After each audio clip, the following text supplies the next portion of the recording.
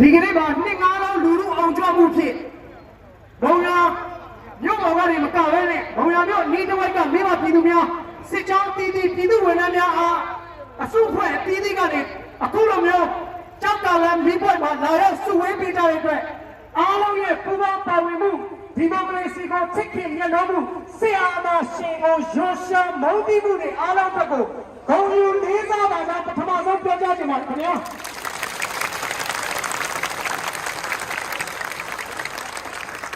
ကျွန်တော်တို့နိုင်ငံလူထုတပိတ်တိုက်ပွဲဦးဆောင်ကော်မတီဟာဖေဖော်ဝါရီ 1 ရက်နေ့ဆက်အောင်သိမ်းပြီးတဲ့နောက်ဖေဖော်ဝါရီလ 9 ရက်နေ့မှာစတင်ပြီးတော့တပိတ်စစ်ကြောင်းဖြစ်ချီတက်ထွက်ခွာလာခဲ့တာဟာဆိုရင်ဒီကနေ့မှာ16ရက်တိုင်ခဲ့ပါပြီပြီးခဲ့တဲ့ရက်သက်တစ်ပတ်အတွင်းကကျွန်တော်တို့တပိတ်ကော်မတီအနေနဲ့ CDN လှုပ်ရှားမှုမှာပူးပေါင်းပါဝင်ကြတဲ့ပြည်သူနဲ့တသားတည်းရပ်တည်ကြတဲ့ပြည်သူဝန်ထမ်းတွေကိုပြီးနဲ့ချုပ်ချယ်ပြီးတော့ရုံးတွေကိုအတင်းအဓမ္မဆွဲသွင်းနေကြတဲ့အရာရှိစိုးတွေညွန်မှုညွန်ချုပ်စိုးတွေကိုဦးတည်ပြီးတော့ပေးပို့ခဲ့တဲ့ရာဇသံတစ်ခုရှိပါတယ်။အဲ့ဒီရာဇသံက CDM လုပ်တဲ့အောက်ခြေဝန်ထမ်းတွေကိုဖိနှိပ်ကြတဲ့ရပ်ပါမရပ်ဘူးဆိုရင်ကျွန်တော်တို့ရာဇသံ4ရက်အလွန်မှာအဲ့ဒီအရာရှိစိုးတွေကိုဦးတည်တဲ့လှုပ်ရှားမှုတစ်ခုဆောင်ရွက်ပါမယ်လို့ကျွန်တော်တို့အတီးလေးကြေညာထုတ်ပြန်ခဲ့ပြီးဖြစ်ပါတယ်။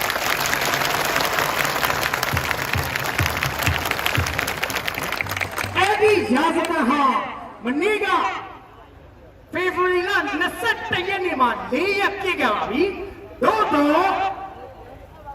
ပြည်သူနဲ့တသားတည်းမရက်တီပဲနဲ့စစ်ဖက်နဲ့အောက်ကိုငုံရှိုးပြီးဝင်နေကြတဲ့ဒီအရာရှိဇောတွေရဲ့လောက်ရဟာဒီနေ့ချိန်ထိလုံးဝချက်တက်သွားခြင်းမရှိပါဘူး။အဲ့ဒီအတွက်ကျွန်တော်တို့ဒီကနေ့မှာ CDM လှုပ်ရှားမှုမှာပူးပေါင်းပါဝင်တဲ့ပြည်သူဝန်ထမ်းတွေကိုပြီးနှိပ်ချုပ်ချယ်ပြီးတော့ရုံးတွေကိုအတင်းဆွဲသွင်းနေတဲ့အရာရှိစိုးကိုဦးတီတီကိုတီတုသစ္စာပေါက်လောက်ကောင်များဖြင့်ဒီနေရာကနေထုတ်ပြန်ကြေညာမှာဖြစ်ပါတယ်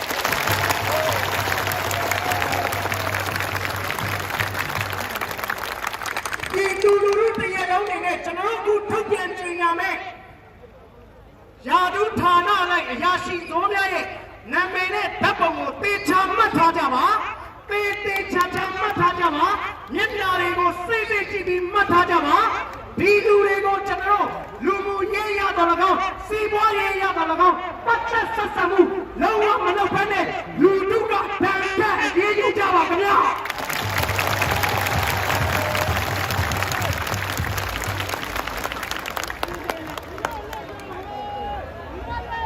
ပထမဆုံးတဦးကနေကျွန်တော်နာမည်တက်ပြီးတဲ့ခါကျတော့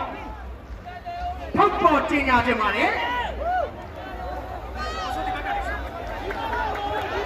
အရင်လေးပြန်လာလို့ကျွန်တော်လည်းပြပေးပါမယ်ကျွန်တော်နာမည်တွေအဝေးကနေမမြင်ရမှာဖြစ်တဲ့အတွက်ကျွန်တော်ဖတ်ပြပါတယ်ပထမဆုံးပြည်သူသစ္စာပေါင်းလောက်ကောင်ကတော့စကိုင်းတိုင်းဒေသကြီးစီပင်သားရရေးဦးစီးဌာနညွှန်ကြားရေးမှူးတစ်ထူးမြင့်ဖြစ်ပါတယ်ခင်ဗျာ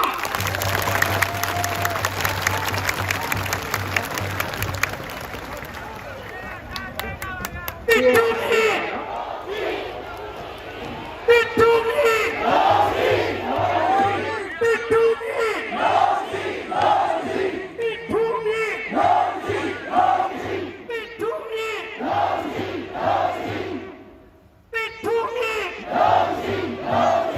တစ်ထူးမြင့်စကိုင်းတိုင်းဒေသကြီးစီမံသားရာဦးစီးဌာနရဲ့ညွှန်ကြားရေးမှူးဖြစ်ပါတယ်ဈေးဆိုင်တွေမှာဈေးလာဝယ်ရင်ကုန်စုံဆိုင်တွေမှာကုန်ပစ္စည်းလာဝယ်ရင်ဒီလူကိုလုံးဝမရောက်ပါနဲ့အိမ်ဒီနာချင်းဖိတ်ဆွေးတငယ်ချင်းအပေါင်းအသင်းများကလည်းအဆက်ဆံလုံးဝမလုပ်ဘဲနဲ့ရှောင်ကျဉ်ပြီးတော့ဗန်ဆက်ကြပါခင်ဗျာ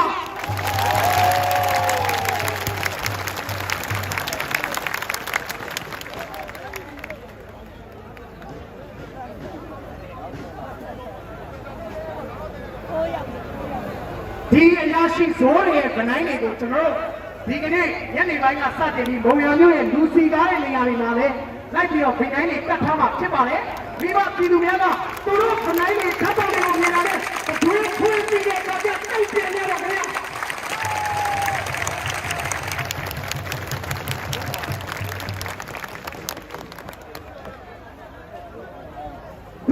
တူကိုဆက်လက်ကျင်းညာပါမယ်ခင်ဗျာ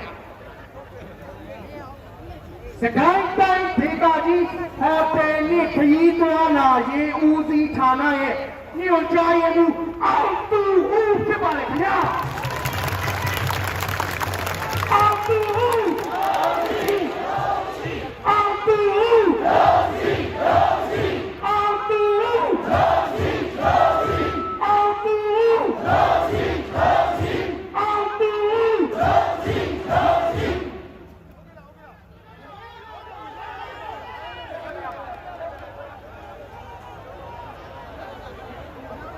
အရင်လေးမျက်နှာလုံးကိုကျွန်တော်တက်ပြီးပြပေးပါမယ်ခင်ဗျာ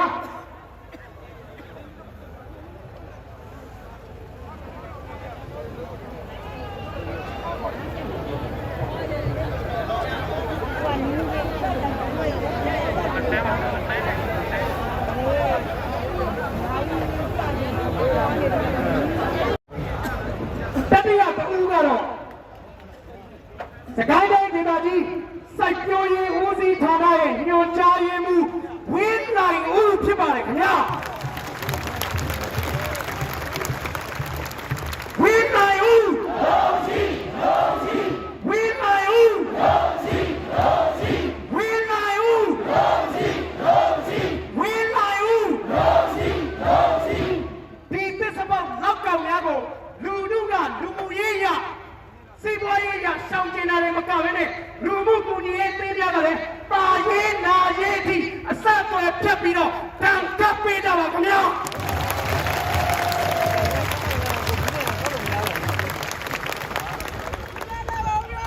ခေါ်လို့မရဘူး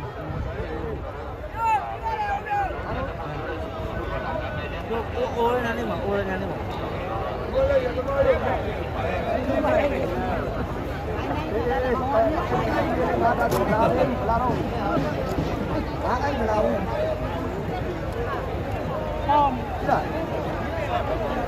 ဆက်လက်ပြီးတော့ကျွန်တော်တို့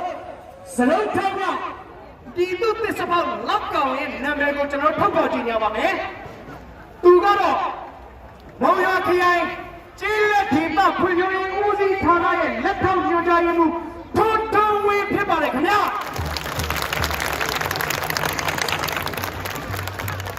ထွန်းထွန်းဝင်းအောင်စီထွန်းထွန်းဝင်းအောင်စီထွန်းထွန်းဝင်းအောင်စီထွန်းထွန်းဝင်းအောင်စီထွန်းထွန်းဝင်းအောင်စီထွန်းထွန်းဝင်းအောင်စီ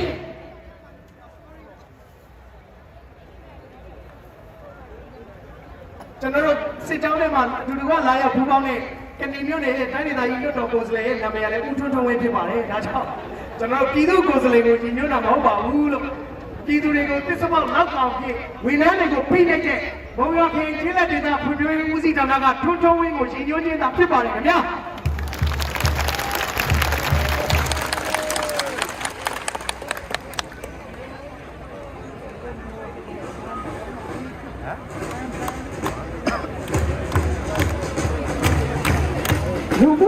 လူမှုဝန်ထမ်းဒီတိုင်းရောက်ပြီဆိုရင်ဒီဘက်ကိုလာပေးပါခင်ဗျာတအူးကားစီကိုလာပေးပါ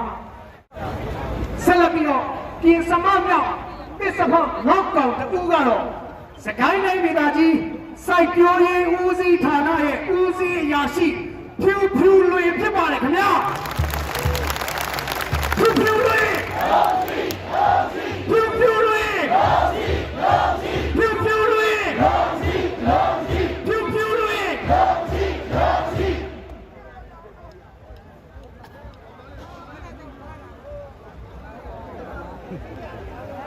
အဲ့ကြောင့်ပါလက်ပြလာတော့လက်ပတ်ပေးပါမယ်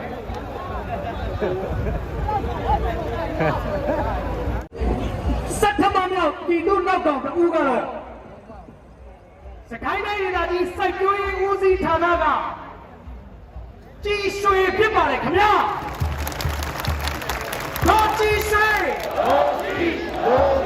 တော်ကြည်ရွှေတော်ကြည်ရွှေတော်ကြည်ရွှေတော်ကြည်ရွှေ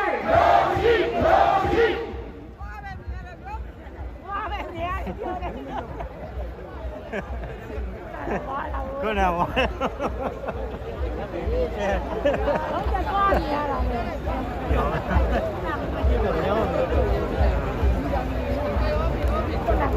Bây giờ là máu.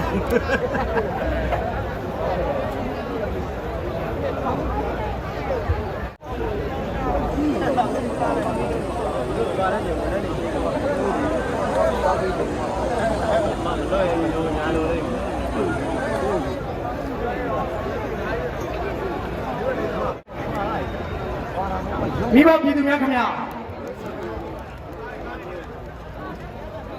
ပထမမြောက်ပြည်သူပစ္စဖောက်လောက်ကောင်တစ်ခုကိုကြီးညာပါမယ်မောင်ရောစီးပွားရေးတက္ကသိုလ်စီးပွားရေးလုပ်ငန်းစီမံခန့်ခွဲမှုပညာဌာနပါမောက္ခဝါဝါတန်းဦးဖြစ်ပါတယ်ခင်ဗျာဝါဝါတန်းဦးဝါဝါတန်းဦးဝါဝါတန်းဦးဝါဝါတန်းဦး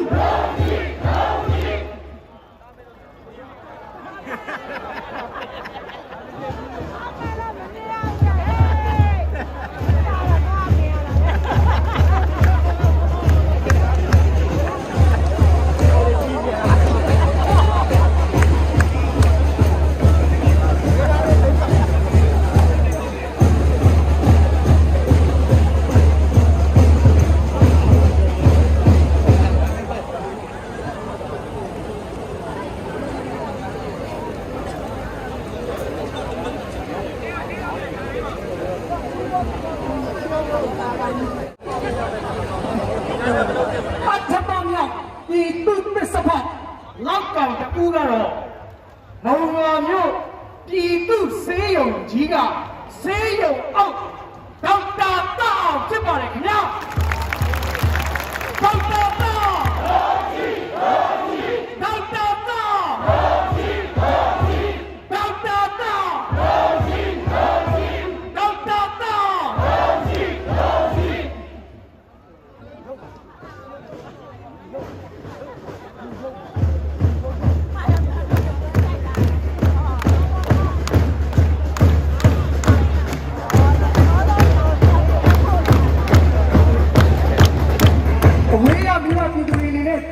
နာမည်ကြီးမမြင်ရတော့စိတ်မပူပါနဲ့ဒီကနေ့စစ်ကြောင်းတိုင်းတာနဲ့ကျွန်တော်တို့ဒါကို Facebook ပေါ်မှာလည်းထည့်ပါမယ်ဘုံရမျိုးတွေ့တာကျွန်တော်လူစီ900နေရာတွေမှာလည်း like ပြီး take ဆွဲထားမှာဖြစ်ပါတယ်ခင်ဗျာ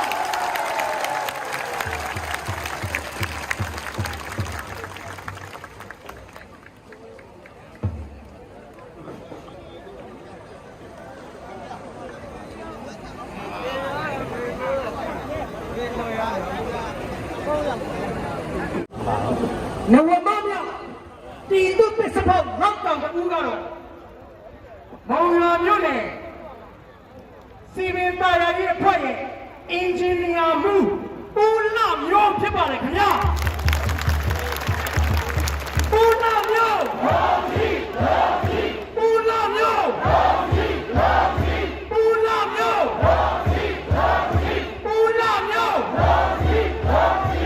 ဦးလမျိုး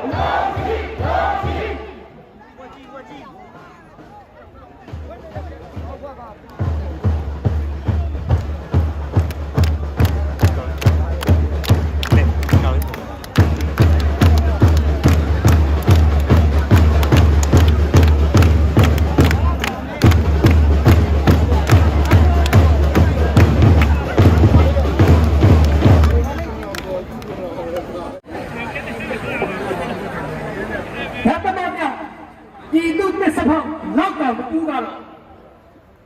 ကွန်ပျူတာတက္ကသိုလ်မောင်ရွာစီမံဌာနမှုဇော်ခင်ဖြစ်ပါလေခင်ဗျာဇော်ခင်ဇော်ခင်ဇော်ခင်ဇော်ခင်ဇော်ခင်ဇော်ခင်ဇော်ခင်ဇော်ခင်ကျွန်တော်တို့အဖွားတို့မေတို့ခေတ်ကဇော်ခင်ဆိုတာတော့တနိုင်ငံလုံးမှာချစ်တဲ့ရုပ်ရှင်မင်းသားကြီးဖြစ်ပါတယ်ဒီဇော်ခင်ကတော့ပြည်သူဝန်ထမ်းတွေကိုဖိနှိပ်ချုပ်ချယ်နေတဲ့ပြည်သူသစ္စာလောက်တောင်ဖြစ်ပါလေခင်ဗျာ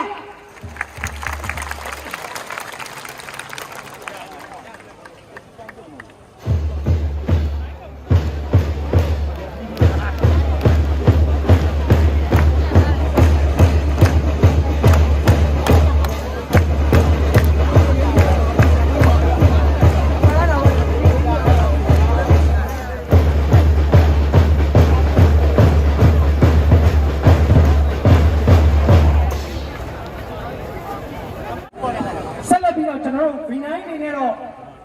အချိန်အတိုင်းတာရကျွန်တော်ဗနိုင်ထုတ်ဖို့နဲ့အချက်လက်တချို့ရဖို့အချိန်တိုတယ်နောက်ဗနိုင်ဆိုင်နေလဲဒီနေ့မနက်မှာပိတ်တဲ့အတွက်ကျွန်တော်ဗနိုင်ထပ်ထုတ်ဖို့အချိန်မရပြီပဲကျွန်တော်တို့လက်ထဲမှာစီနီယာလုပ်တဲ့ပြည်သူဝန်ထမ်းတွေကိုဖိနှိပ်တဲ့အရာရှိဆုံးတောင်းဦးရဲ့အမည်စင်ထပ်မှရထားပါတယ်။တောင်းနေတဲ့တကွထုတ်ပြန်တာကိုတော့ကျွန်တော်ဆက်လက်ပြီး Facebook နဲ့မြို့လေကောင်မှာကျွန်တော်ချိန်ဆွဲတာမှာဆက်လက်ဖော်ပြပါမယ်။နာမည်လေးတွေနဲ့ပဲကျွန်တော်အရင်မိတ်ဆက်ပေးပါမယ်။ပထမတဦးကတော့စကိုင်းတိုင်းဒေသကြီးပြည်သူ့ကျန်းမာရေးဦးစီးဌာနရဲ့ညွှန်ကြားရေးမှူးဒေါက်တာဝင်းလွင်ဖြစ်ပါတယ်ခင်ဗျာ။ဒေါက်တာဝင်းလွင်လုံးရှိဒေါက်တာဝင်းလွင်လုံးရှိဒေါက်တာဝင်းလွင်လုံးရှိဒေါက်တာဝင်းလွင်လုံးရှိစနဦးမြောက်ပြည်သူ့သစ္စာပေါက်တူကတော့ဘောင်ရမြို့နယ်စီမင်းသားယာရေးဖွဲ့အမှုဆောင်အရာရှိဦးထွန်းထွန်းဖြစ်ပါတယ်ခင်ဗျာဦးထွန်းထွန်းဦးထွန်းထွန်းဦးထွန်းထွန်း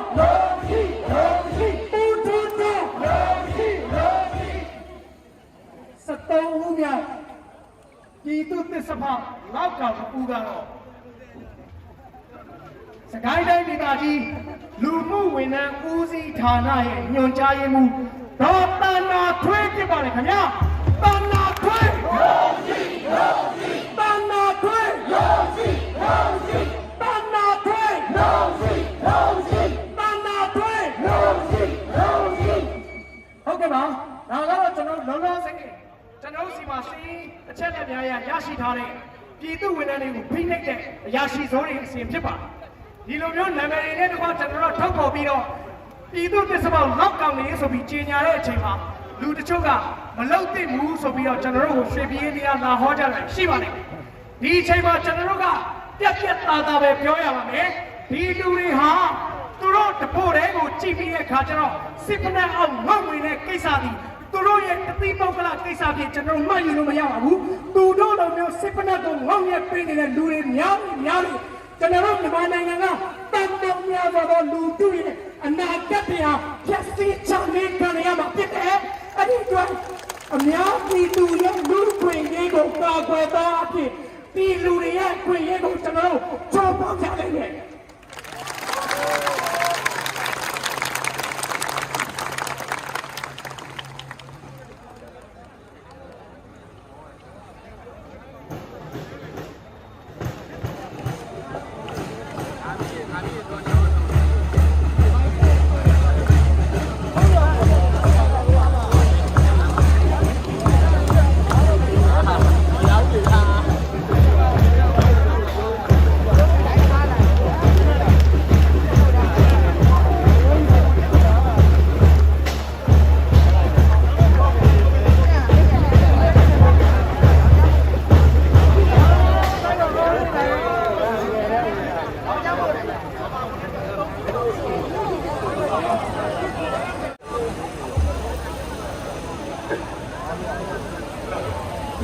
Okay, also guru kata ini kata baik kesini yang mau bima,